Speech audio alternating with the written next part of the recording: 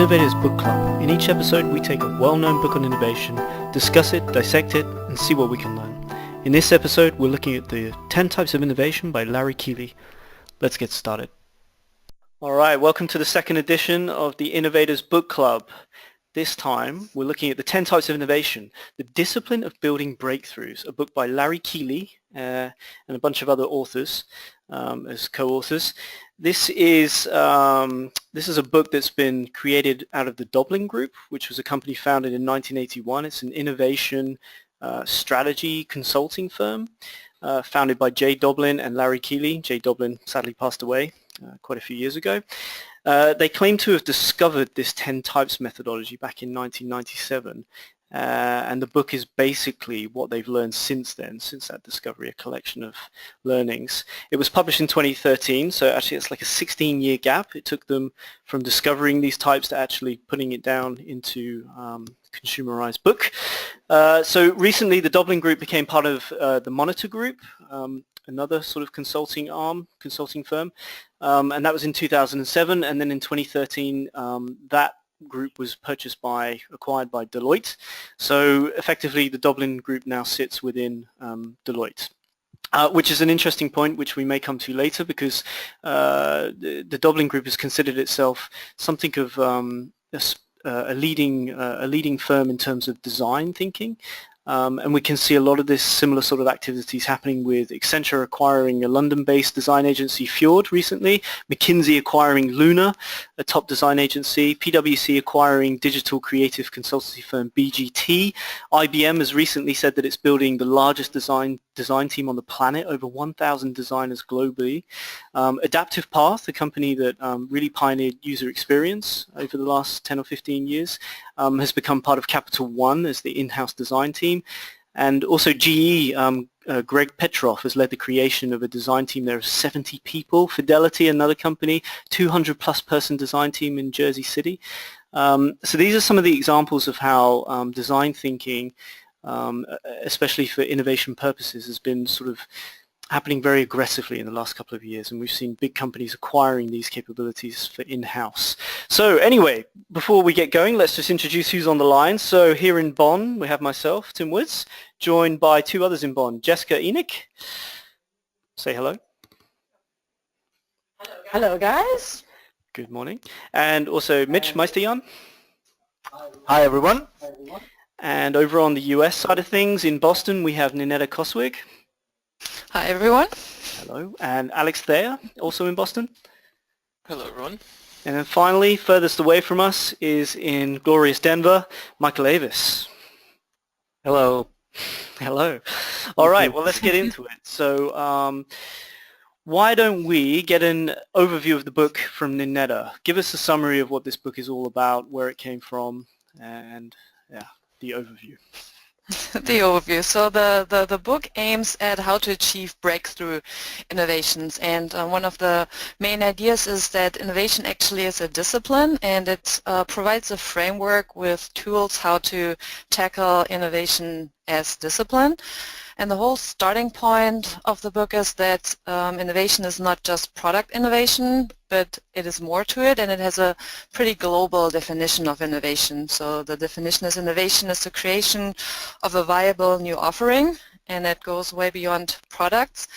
And it actually outlines 10 different types of innovations, and they're divided in 3 categories: the configuration, which focuses on the enterprise itself and how it works, then the offering, which looks at the enterprise's core products and services, and then finally the experiences, which focuses more on the customer-facing elements. And the book suggests that to tackle getting to breakthrough innovations, what you need to do with those 10 types is you analyze your innovation landscape and you see what's going on in your industry and where are the competitors focusing right now, and then you think of what can you do differently. So how can you innovate in different types? So the what they call declare intent is to think about what you actually want to do. They describe 3 different innovation shifts where you could be doing innovation.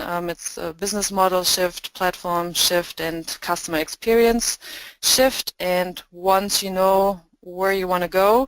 The other thing that you should think about is your innovation ambition. Do you want to do core innovations, adjacent innovations, or really transformational innovations?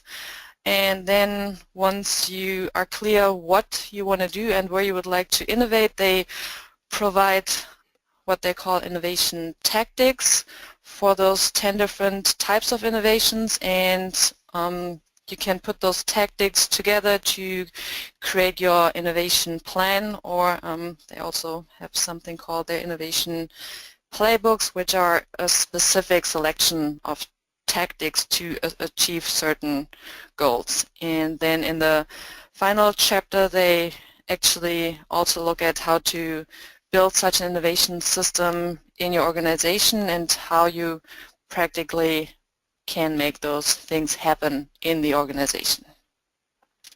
Great summary. That's We could it. probably finish the podcast now, I think.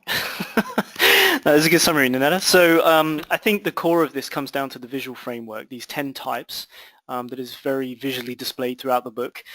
So why don't we dig into those a little bit more? And as you say, it was configuration, offering, and experience are the three groupings of those 10 types. So maybe we start at the middle because that's the core, and that's offering. So Alex, could you just give us an explanation of what's in that offering section?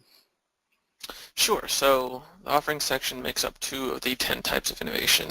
And as you said, it really is the core. I think these 2 make up what most people think of when they think of innovation. Offering innovation types are geared toward a company's offerings, that is their core products or services or a collection of them. And at a very high level, they deal with taking a company's product or service or whatever they do and setting it apart from its competitors, whether that's through producing a superior product that's superior in quality or some other way, or developing products and services that are complementary and work together either with other products or services that the company provides or an external third-party service that they integrate with. The 2 specific innovation types here would be product performance, which is again that product superiority piece of that, and then product system, which is the integration of products with other systems to generate kind of a collaboration that is appealing to customers. Mm-hmm. Perfect. Okay, so if we go to the left-hand side of that, there's the configuration, which is made up of 4 extra types. Mitch, why don't you give us a summary of those 4? So configuration deals with the internal processes and institutions in your company, which are the areas basically most distant from your customer. And the configuration category then comprises 4 innovation types. The first of which would be profit model, which is how companies turn their offerings into cash, for example, freemium models or auctions or something. Then we got network as a second type, which deals with capitalization through harnessing the capability of others, for example, open innovation approaches or building franchises. Then structure as the third type, the way a company organizes its assets, whether hard, human, or intangible, which could be incentivation, attracting new talents, or forming an innovators book club, if I look at ourselves here. And the fourth one would be process, which refers to an increase in efficiency, like lean production, like Toyota, for example, or standardization to reduce complexity. Great, perfect. Okay, and then over to the right-hand side, like you say, much more towards the customer end of things is the experience side, which is made up of 4 more types. Michael, over in Denver, why don't you give us a feeling for what those 4 are all about? Absolutely, sure. So the experience, as Ike, you just said, is most immediate to not just your user, your customer, but also just the entire world, how the world would experience your company, your organization. So the 4 in particular, service, brand, channel, and customer engagement. Service has to do with the unique customer experience, a unique service experience. I mean, it could have everything from customer support, warranties, maintenance, contracting, but also product use enhancements, some things that the way that people experience once they've come to your offering, how they feel that your company deals with care in a way. Channel is actually how you deliver your offering. what's important about channel is it's not just to differentiate from network, which is really important, is that it's how, not who. So different channels, for example, the Nike Town or the Apple stores, it's the way in which you deliver your offering to the world that the customer experiences. Brand is the recognition aspect of what your customer, what the world experiences. A couple examples are Virgin, Intel. You can just go through the whole thing, but Starbucks, Apple, always, right? So the way that people recognize your brand and what that means, and that's important too, is that what that brand symbolizes to people in terms of their experience dealing with you. And then finally, customer engagement and the I put words into their mouth here. I think of rabid fans, right? A rabid fan base here that goes to the mat for anything that you produce. That's specifically for Apple you can consider. But one of the other examples is Blizzard Entertainment, which is the maker of World of Warcraft, where it's just a rabid fan base. So altogether, those make up the different 4 types of customer engagement experience innovation types. Okay, great. So that's the 10 types. The first thing you notice when you get a copy of this book is it's a very visual layout. It's an unusual shape. It's this new Wiley format that the Business Model Canvas book also came in. So I think it might be useful to go through some examples to try and explain exactly what these 10 types can do.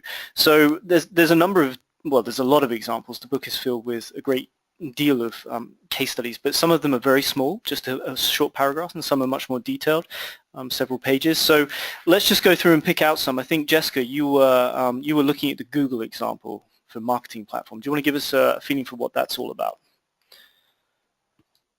Yeah, sure. Thanks, Tim. I think for what in the examples that we see is that the 10 types of innovation are not like solely used. So like most of the types are in the company together. So for example, if you look at Google, which like I'm now focusing on purely on the marketing platform, Google pioneered with like paid search, which like completely turned the world around, and then it means that organizations are willing to pay to match the consumers with relevant offerings as a byproduct of free services, free searches that the consumer conducted. So, and then if I look to the blogs, the book says actually that they have mastered 8 blogs, but I want to have like highlight a few. So if you look at this marketing model, marketing platform, they, of course, the first one is to mention is the profit model.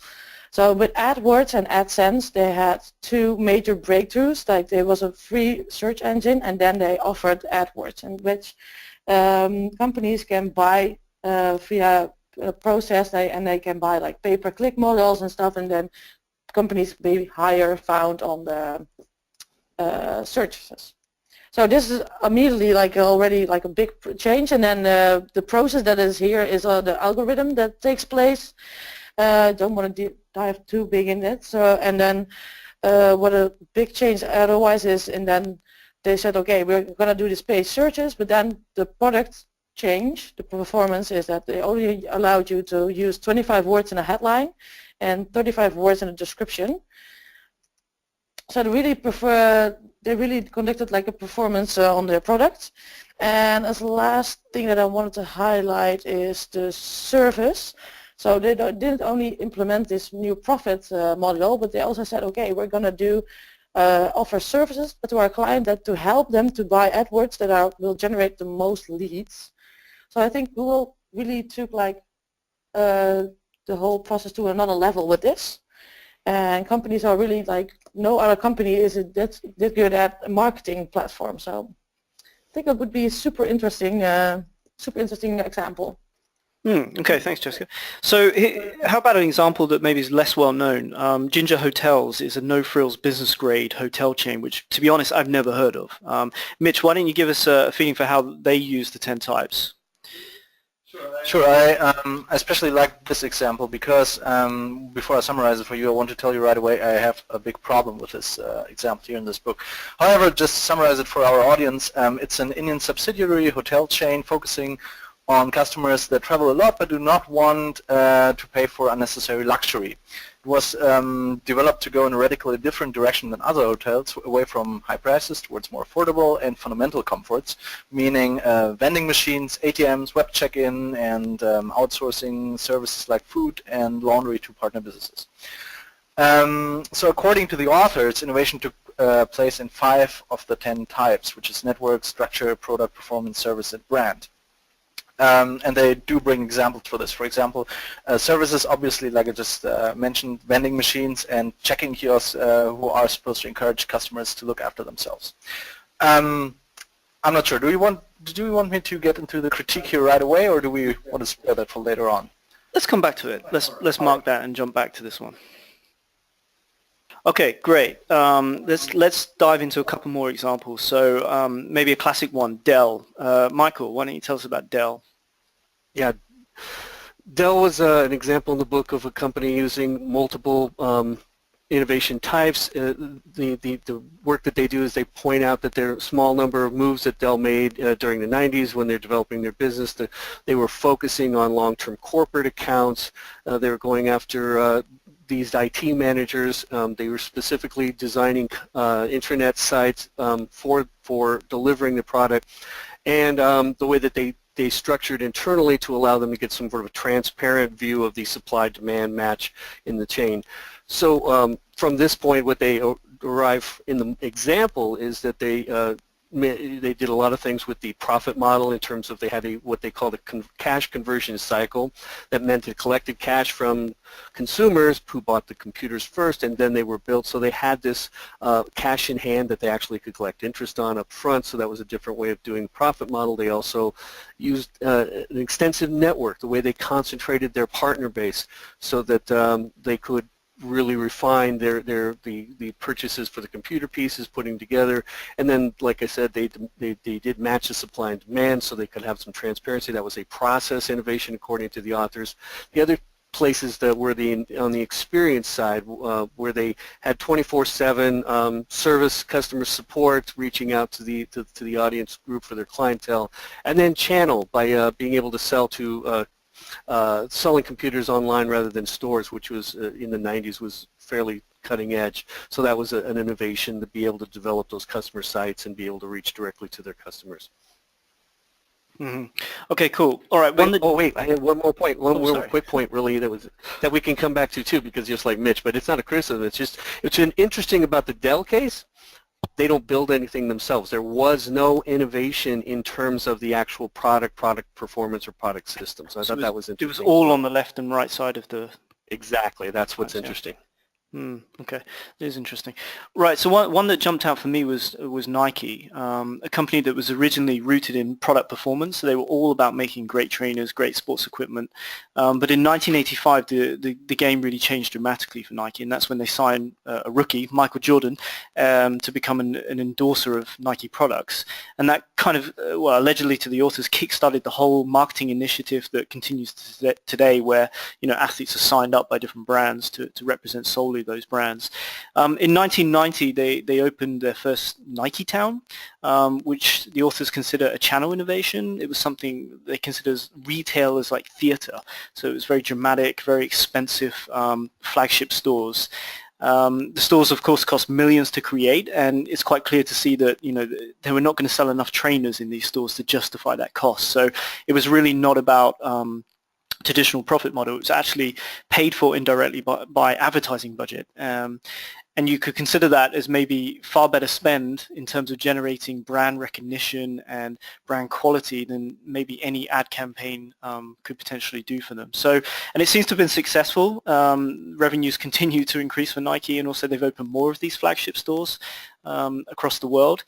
So the authors consider that that was a channel innovation and then a brand innovation. So that's on the right-hand side in the experience zone. But also with the release of things like Nike Plus, they started to move into a network innovation and also a product system innovation, connecting with Apple, for example. So the Nike Plus stuff integrates with the Apple products, which is great for runners and other athletes as well. And they've also extended the channel type as well through Nike sportswear retail stores, allowing you to customize your own gear, which I must admit sounds pretty cool. And there was an interesting footnote in the book that says, and these authors are from Chicago, that's where they're based, and apparently more people visit the Nike flagship store every day than the Chicago Museum of Science and Industry, which is a bit of a shame, I guess, but that shows how popular it is for downtown Chicago. So in total there, we're looking at 5 different types of from the innovation framework there. So half of the framework's being used by Nike, according to the authors. Let's jump to another example. How about FedEx? Ninetta, do you want to give us an overview of FedEx? Sure. Well, FedEx is synonymous for reliable, fast delivery of packages nowadays, and the company was started in the early 70s when the founder discovered that there is an issue with delivering packages reliably and on time. And according to the authors, FedEx innovated in 5 of the different innovation types. So the first one all the way on the left-hand side for the configuration is the profit model, and this describes that they realized that if they focus on business clients that do have a need for reliable and fast deliveries, that they're willing to pay premium prices for the services that they offer. Then the next type in the configuration area is the process innovations. So FedEx pretty much streamlined the just-in-time delivery with handheld scanners and an online shipping management system that they introduced sometime in the 90s. So those are the 2 types for the configuration. Then when you look at the offering, they did a lot just for product performance. They really made sure that it is very, very easy for customers to make sure that they fill in the paperwork right and that everything is there to make sure that there's nothing that might hold up the delivery. And then on the right-hand side for the experiences, they did a lot with services. They have a very elaborate tracking system that pretty much allows anybody that ships something anytime to find out where the package is at the very moment. And they also implemented a service called SenseAware, where they not only track where the package actually is, but they track other aspects such as the temperature. So if you have something really sensitive to ship, you can keep track of that too. And the final innovation is a channel innovation where they started a collaboration with Kinko's, which is basically a copy shop chain, and this made FedEx available in all the Kinko locations, so they had way more stores where clients could go and ship their packages. Great. I think we're starting to get a good feeling for what this 10 types is all about. So maybe one more example. Alex, could you talk about Lego, which is a great brand, of course? Sure. Yeah, it definitely is a great brand. It's been around for 55 plus years and is still wildly popular on a lot of levels, actually. I was just playing Lego with my young brother-in-law the other day. But they're built mainly around 4 types of innovation, and at the base it's built around the product system. And really it's really a unique feature of Lego that the sets made, whether it's at the beginning or now, all integrate and fit with each other. You can combine sets, which really expands the potential of Legos. Kids can not only just build the set that is designed, but then they can take the pieces and combine them with any other sets they have and use their imagination and build whatever they want to build. And from there, Lego really kind of expanded their influence. Looking at the network innovation, they have created a lot of licensing agreements with major franchises such as Star Wars, Harry Potter, Lord of the Rings, even the Marvel comics, to create minifigures and the themed sets around those minifigures that relate to those franchises that has increased their fan base, as well as the pull of kids who enjoy the movies, but then of course want the Legos to play with. They've also looked at channel innovations. Not only are there their features widely available in pretty much any toy store in America, but they also sell more advanced sets through their own website online, and available not only to just kids but adults with more advanced sets, and even robotic sets for older children who want a little bit more advanced Lego sets to play with. And finally, looking at customer engagement with their Legoland theme parks. Surprised the first one opened in 1968 in Denmark, which is quite a while ago now, but they're again widely popular and just provide another level of entertainment for children and adults alike to kind of get involved in the Lego mindset and really become a part of that. Yeah, absolutely. We have a Lego park near my house in the UK actually, and we go all the time because it's awesome. Anyway, that's a great example. I flew into that Billund airport once, and they have huge Lego sculptures all over that airport too. Which airport was that, Nina? Billund, the town where Legoland is in Denmark. Oh, very cool. Okay. I think the Lego one is actually one that really crystallized for me how this framework can be seen. It's pretty useful. Jessica, you wanted to jump in? I have a question. I don't like if we can add, or I think that the book is not really explaining everything about Lego, because for me always one of the biggest things that Lego changed is their profit model and their maybe then brand awareness or something. With this thing called Lego Serious Play, they decided to not only sell Lego to kids, but they made these kits to sell to consultants and big strategy teams to develop their strategy actually, which for me it's like a new revenue stream, and they really dived into that. But also their brand is not only for kids anymore, it's also for adults and even so more for innovation managers per se. I know, and you actually ran one for us at a recent customer event, right? I love it. I'm sure you do. Okay, let's start diving into this a little bit more. So Michael, this framework is very abstract. That's one of the things I think I took away from this. It feels like it could be applied to everything. So I'm just wondering, who is this book for, and how narrow a field is it really applicable to, or how wide of a field? That's actually a great question, because that's one of my key takeaways as well.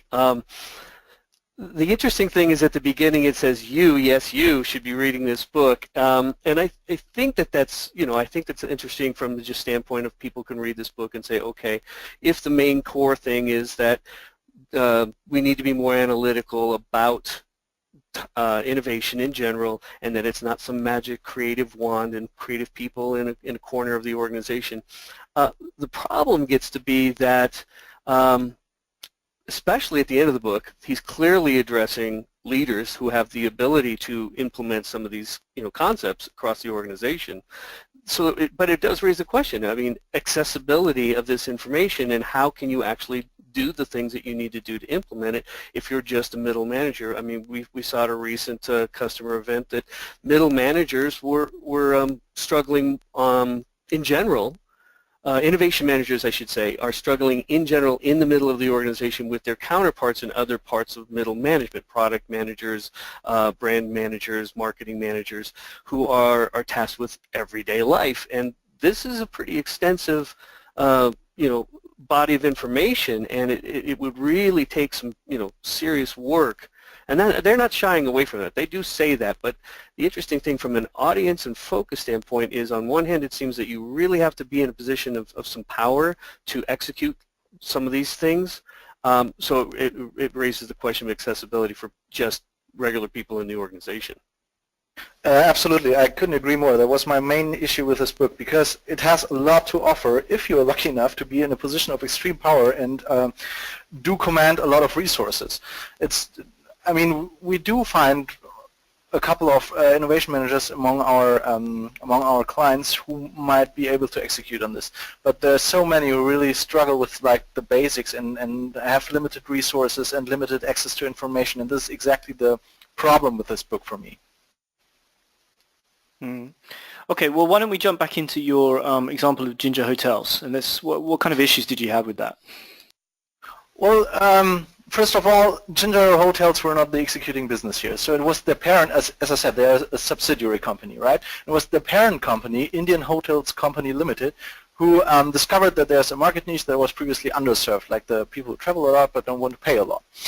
And they also detected that their competition obviously was entangled in a race for more luxury or whatever, and then they decided to actually address this market by building a subsidiary targeting this market. So that was certainly a smart move, and seemingly they executed very well on this.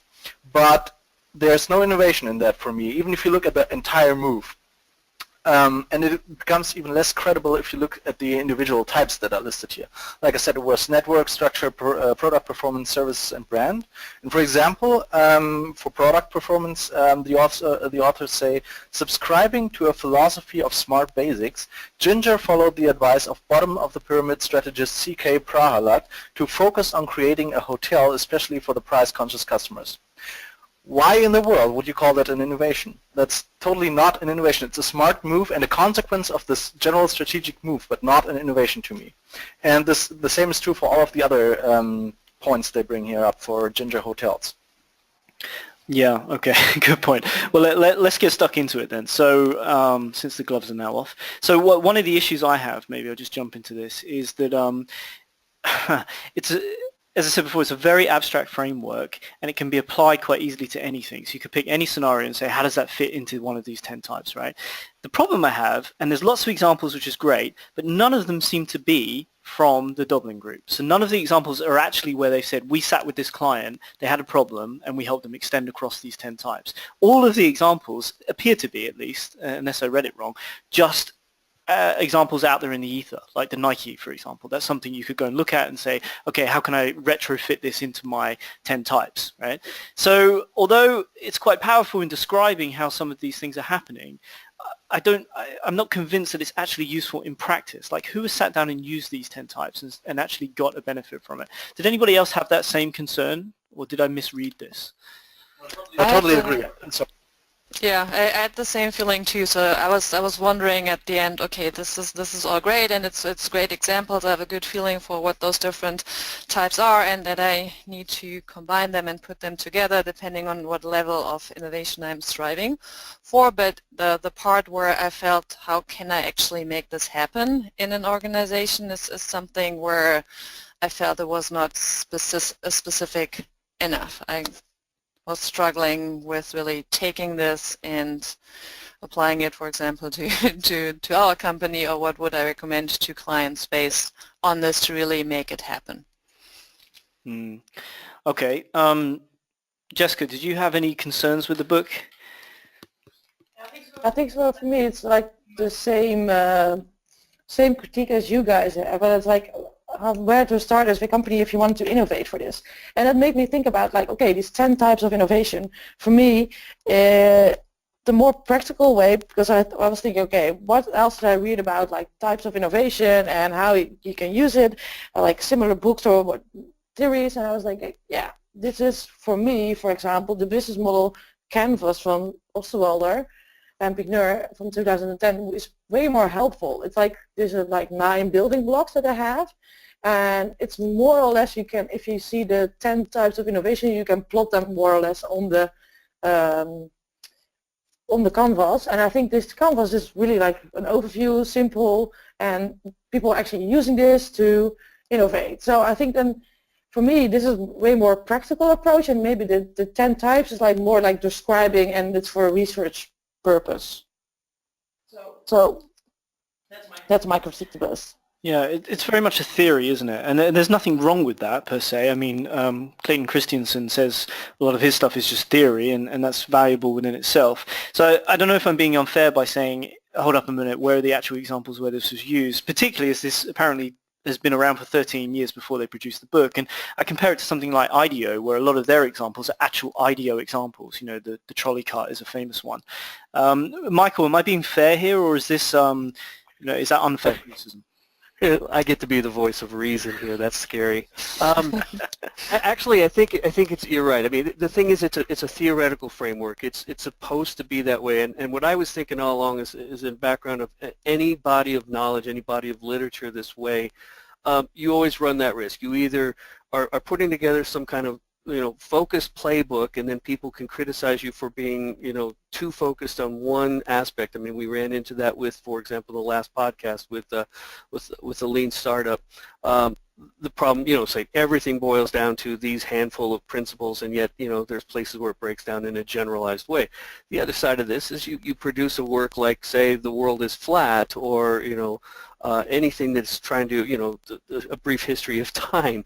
You run into the issues of being so high and overarching that, the criticism is easy to say, how do we use this on a daily basis? And I think that they already kind of recognize that, and I think we'll get into some of those points later on too, about, there's more work to be done on a day-to-day basis. I think they're just setting this up now to say, look, there's opportunities, we've kind of distilled this, and the biggest takeaway here in a general way is that it's a scientific discipline that you can actually apply these different types to, even as the different types start to blur and break down themselves in real-world application, you still can fall back on some measures. Yeah. Yeah, that was the biggest takeaway for me too, so that it's not all about product innovation, it's not really a new insight, but the way they show it, that innovation is actually a discipline and that you can break it down to those types and apply it. That was my main key takeaway also. Yeah, like I said earlier, if you're lucky enough to be in that position of power and have enough resources, it does actually offer a lot of value to you, or it could at least. Because to me, it's like a four-step pyramid of value. So at the basic, it basically offers a common understanding and perspective of innovation in general, which helps. Everybody shares the same language and has the same perspective on this. Then as a next step, it helps you to analyze shift opportunities for your business. It helps you to identify your position in the room of innovation and where you can go, where you can move in your market or whatever. Then you have these innovation tactics, which provide you basically with a finite list of reliable generic techniques for each of the 10 types, which is what they said there, which is just great, right? You can just, for example, if you just look at your business model, you can just try freemium, try franchise or whatever, and see whether that fits for you. And once you've identified one core tactic that actually applies to your business, right, you can then take the innovation playbook, which is basically a list of classics, a successful combination of these innovation tactics, pick the one that might actually work for you, and then work out the details. And this is actually something I did not understand when I first started the book, because I was just looking for best practices that can add to my collection of best practices about innovation management. And this is not what this is about. This is really an entire framework that you have to dedicate yourself to, as I understand it. So either you do it this way completely, or you don't touch it. Yeah, it's an interesting point, because I was just thinking to myself, is the simple value in this actually just thinking about beyond product? Is that just enough? The whole book is basically valuable just to say, hey, look at some other companies that have started as a product, like Lego, and to evolve and compete, they've just extended across these other areas. Maybe that alone is sufficient to make the book valuable, and you don't actually have to implement it, so per se. But I would even come back to even more. I mean, I would probably take a little bit of issue with the whole hog or not Mitch just described, because I thought about the other thing about you could do is that you mentioned language. If you take this, even if you don't have the power in the organization, but you were in any way, shape, or form an innovator in the company, or more importantly, somebody who dealt with customers and suppliers, people in your chain, especially as more collaborative, work gets more collaborative all the time. We have more and more people connecting, interfacing, indirectly, directly. This is a language book. This is like, how do I, speak to somebody on the other side and talk to them about something other than just product. And I really think that, when you start to say, I can give you examples, whether they're classic examples or not, you've got those stories. We talk a lot about storytelling. Here are some, whether they did this work or not, the stories are there to create more connectivity amongst your network, the people you deal with on a daily basis, whether it's, Alex dealing, with the people he's working on his projects, or people that Mitch is dealing with on his stuff. I think there's plenty of language and stories here just to enhance your understanding of innovation as a discipline rather than some sort of magical spark out in the ether. Yeah, I do agree. Can I reply on that? I think that for me, it's like this book. It's for me, it's theoretical. Maybe it's language. It's the benefit. It's fine. But if you compare it to the business model canvas theory or book, I think that's way more helpful to get you started, and it's also an overview for people to have the same knowledge. You get this canvas, you have these 9 building blocks, and it's also discussing these activities in which you can innovate. And for me, that's way more clear than these building blocks and this book with these I think they're all tools, way though, more right, difficult. Jessica? Good, Jessica. That's great. No, that's and what works better for you. I mean, you know, we have to take into account what are our clients, what are our customers, what are our colleagues wrestling with in terms of being creative, being scientific, being analytical, and being innovative. And these are all just tools. I think it can add, but it's I wouldn't say that this is the Bible to innovation types. Right. Right. Yeah. Here's another one. Let me just throw it out there. So there's a fine line with everything, of course. Everything hangs in the balance of how you use it. So there's a section that I thought was quite interesting where they have some statistics showing how top innovators, and of course they have a criteria for how they rank those people, but companies that are considered top innovators tend to use, was it 3.6 types or more on average of the 10 types, whereas companies that are not so innovative, not so successful per se, use less. They use 2 or less. And one thing that brings into my mind here is Jim Collins, who always says, you know, stick to the core, hedgehog concept, know what you do best. And is there a risk that actually exploring all these 10 types just leads companies into a world of doing too many different things, too many initiatives, too many extensions to their brand? And maybe the flip side is you could fill a book of this full of examples where companies have overextended their reach basically and declined because of that. And maybe it just so happens the examples they've picked out, like Apple and Nike, are just lucky ones of very smart companies that, yes, they have gone beyond just product performance or product system and done other things, but those are just the few examples where that worked. And actually there are thousands of examples where companies have overextended and it's been a disaster. Anybody got a feeling on that? Well, yeah, I actually do. I think that the key here is, you wrote a blog on it, Tim. Calling it innovation is like, you know, being Da Vinci and saying, I'm working in the Renaissance, right? We're not. I think that the key thing is that in the Dell example I was looking at, for example, I don't think that they sat there and went, hey, let's do a profit model innovation. I think that they you know, those things implicitly linked when they say, how can we, as a company, we don't want to actually, we don't build the computers, we put all the pieces together. I mean, these are not things that they manufacture everything together. The innovations that the book has pointed out are simply just ways of saying that these are innovations in and of themselves that are beyond just saying, how do we add more features or functionality. Later in the book, there's a 3M example, and I think this is a key counterbalance, where the executive management sets up parameters for what innovation means at 3M and goes out and says, oh, to all these brand managers, product managers, go out and innovate, and we'll reward you, we'll incent you, and we'll recognize you.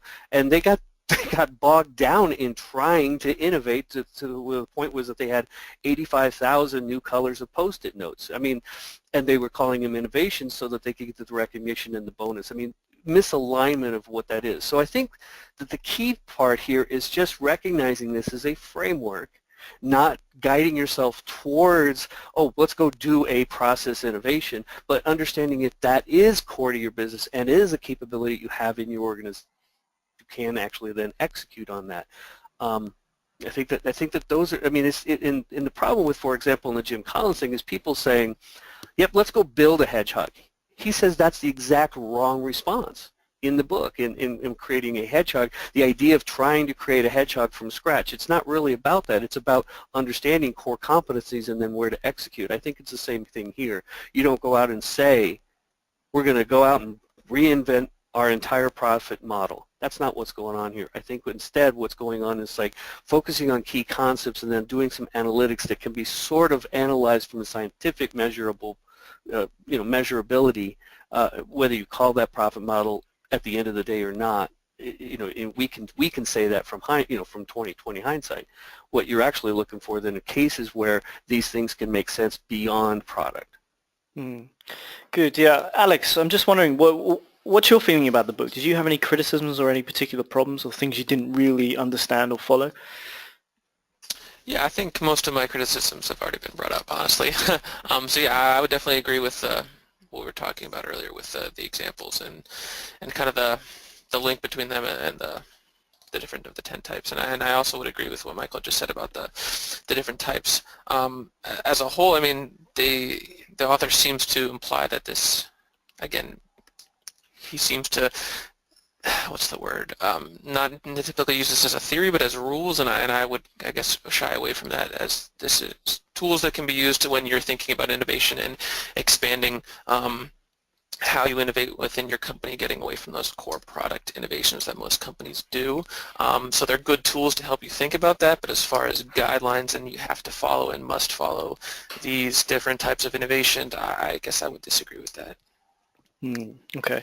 Ninetta, I'm just wondering, I don't think we've come to you on the criticisms yet. What was your feeling? Well, the biggest criticism, what I outlined earlier, basically was that I didn't know how to really make this happen in an organization, practically, hands-on, and I think it's the most useful if you look at it from the perspective really trying to get breakthrough innovations or even coming up with a new business model rather than being in the organization and innovating in your existing business. So focusing on the breakthroughs, what the book does is where I think it's the most helpful, in addition to just having this framework and the understanding of those are the areas that I could innovate in. Mm-hmm. Okay. All right, let me throw out one more then. It's kind of bugging me, and this isn't really a criticism that I would push too hard, but it's interesting the amount of books I've read in the last couple of years that have all said, no, innovation is nothing special. Actually, it can be completely taught, it can be completely predictable and managed. And I just wonder, actually, maybe that's true for sustaining innovations, incremental innovation, that is very much process-driven. You can really churn that stuff out. But is there still room for innovation as something special? Yeah, and the Google book that I read earlier this year, How Google Works, really kind of was a counterbalance a little way to that, because it was basically saying it's really all about people. Innovation is all about the quality of people that you hire. The better the people, the more chance you have of brilliant things happening. And that kind of goes against the system and process explanation of how you can really methodically manage innovation. So I just wonder, hearing this argument over and over again, are we going a bit too far? Are we ignoring the thing that's so special about innovation, that it's that moment of brilliance? Anybody have an opinion on that?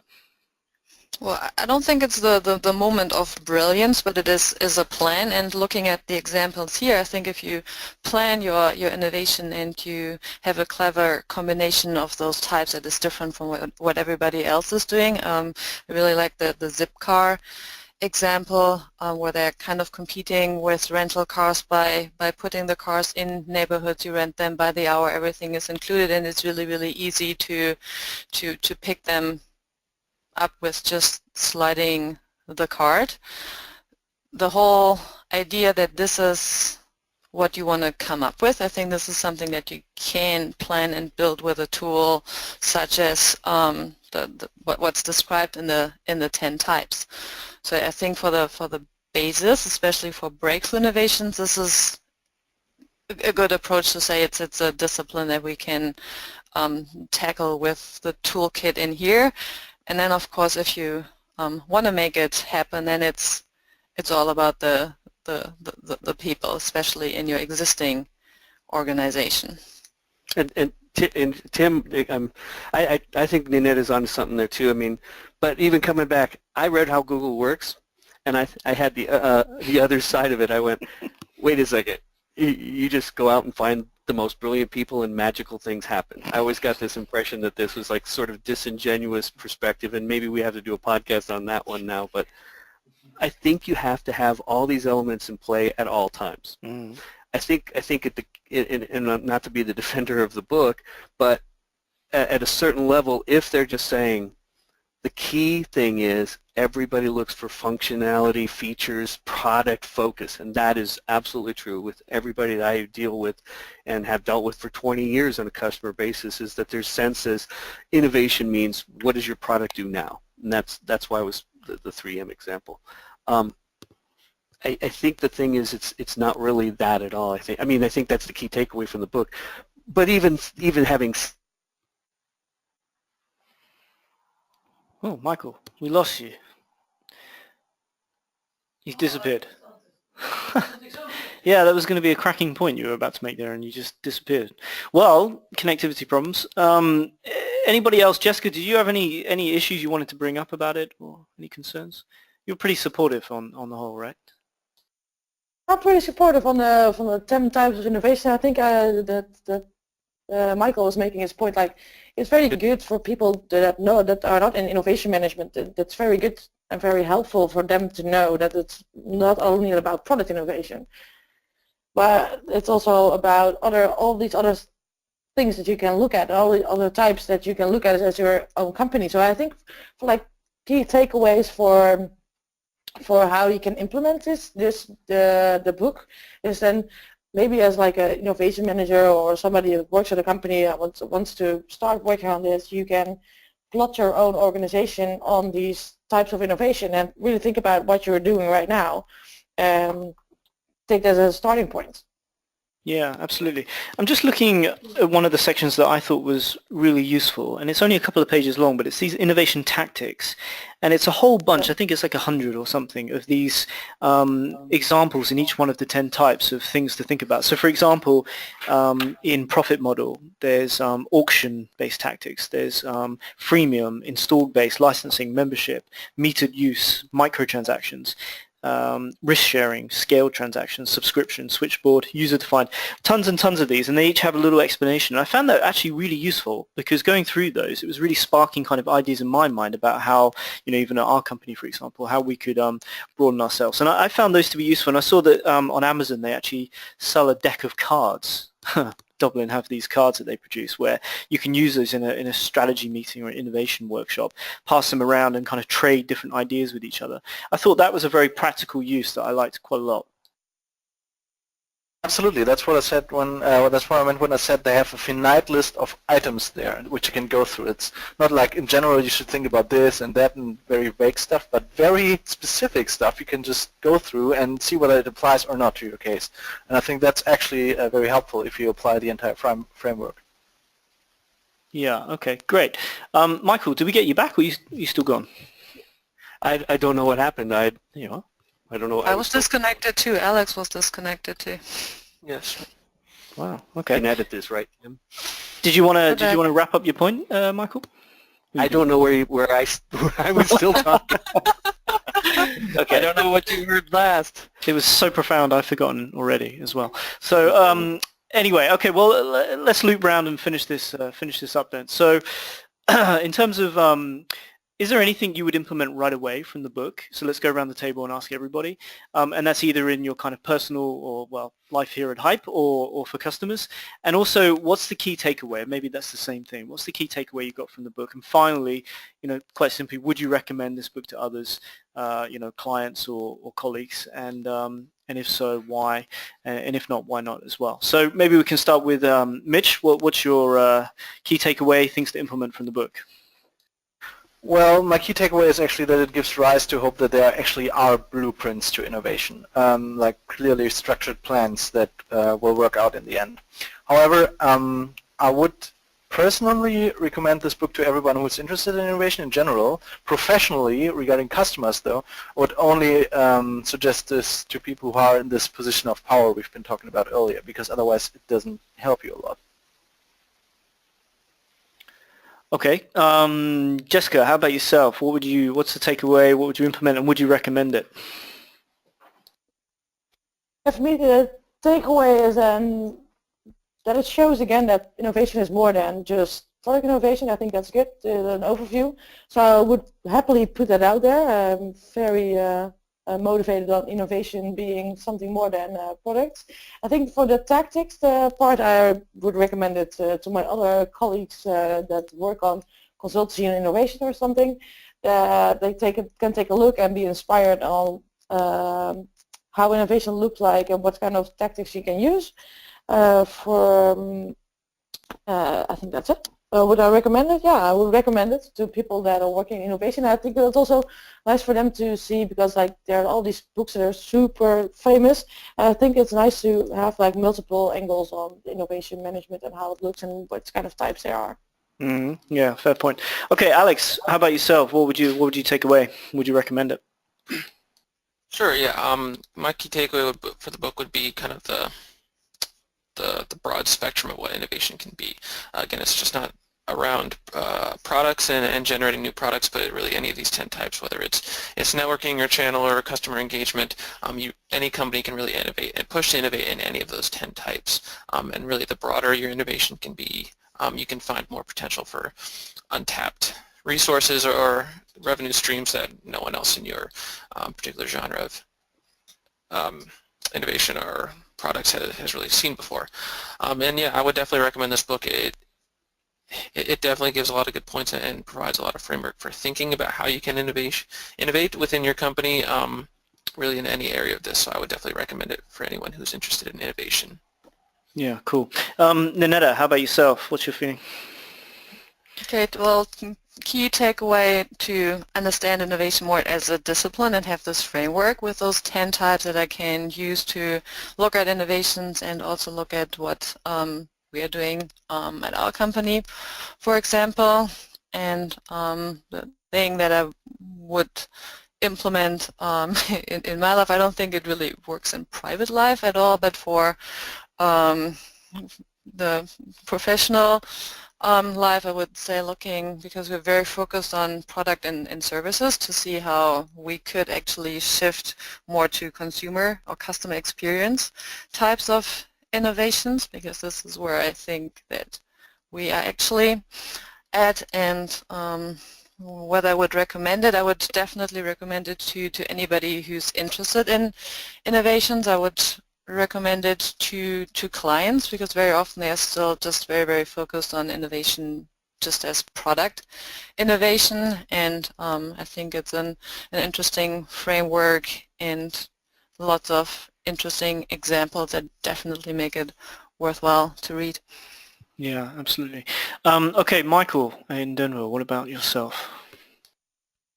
I think we touched on my key takeaway, and I mean, in general, it's been in the call already. Is it's really setting out to say that innovation can be a discipline, and it's can be beyond the product. I think those are the key things, pretty obviously.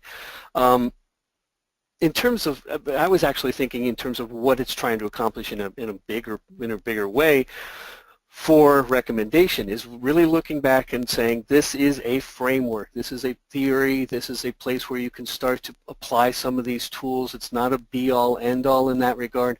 I think that's also clear from the fact that they are trying to make this a brand and experience, that they have a website and say that the list of tactics continues to grow every day. The playbooks continue to grow all the time. Those are interesting points to even dwell on in terms of recommendations, because then you can say, well, if you're talking to a client or colleague, you can pull out some of these stories. It becomes about storytelling. The biggest recommendation would be to executive management, right? I mean, that goes all the way back to Mitch's point. It's like, unless somebody has the power to make it happen, the people who are going to really benefit from doing this already have to have some leverage and power in the space. Yeah, very good point. Yeah, I mean, for myself, I think when I started reading this, I was a little bit too critical. It felt like, here's another consulting firm's methodology to pitch. But actually, after finishing it and thinking about it for a little bit, it's become more interesting. And I think its value for me certainly is in the physical act of workshop. So it's a very good framework for having a discussion with a bunch of people that maybe are new to innovation or trying to create a new program for innovation within their company.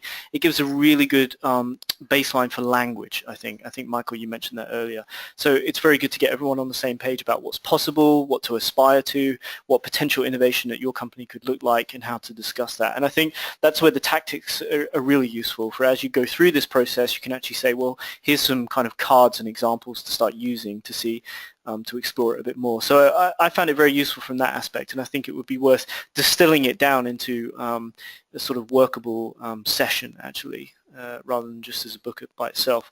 So I think it's pretty useful for innovation managers, particularly those that are struggling to implement this kind of thinking in their company and going beyond product, for sure. So I think that's pretty much it. I think that draws us to a close. We reached about an hour, so unless anyone has any other points, we're gonna wrap this one up. Going once, going twice. All right, great. Episode 2 down. So we'll join again in a couple of weeks for episode number 3. Have a good Christmas, guys. Bye-bye. Thanks. Bye-bye. Bye. Thanks. Bye everyone.